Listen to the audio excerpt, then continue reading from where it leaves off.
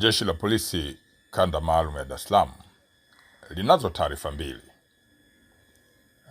Taarifa ya kwanza ni ya tarehe 18 mwezi huu Machi wa 2026 majira ya saa 5 asubuhi eneo la Chanika Ilala, Dar es Salaam, lilitokea tukio la ajali ya wanafunzi 5 wa shule ya msingi Msongola kupigwa na radi wakati wakicheza na kupelekea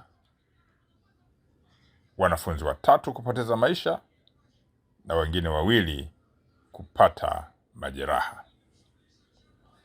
Wanafunzi waliopoteza maisha ni Alexander Paul, mwanafunzi wa darasa la 5, Ali Pongwe, mwanafunzi wa darasa la 3, na Hudhaifa Shafii, mwanafunzi wa darasa la 5. Lakini waliojeruhiwa na radi ni Nadri Maneno mwenye miaka 8 wa darasa la 3 na Nadhir Ramadhani miaka 8 mwanafunzi wa darasa la 2.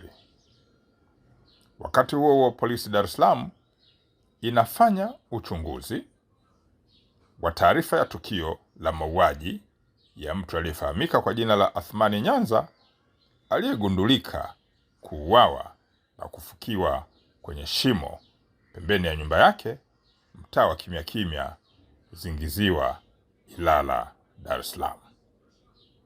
Polisi inaendelea kutoa wito kwa wananchi kuendelea kutoa taarifa mbalimbali ambazo zinahusiana na masuala ya usalama ili vitendo vya kihalifu viweze kuzuiwa.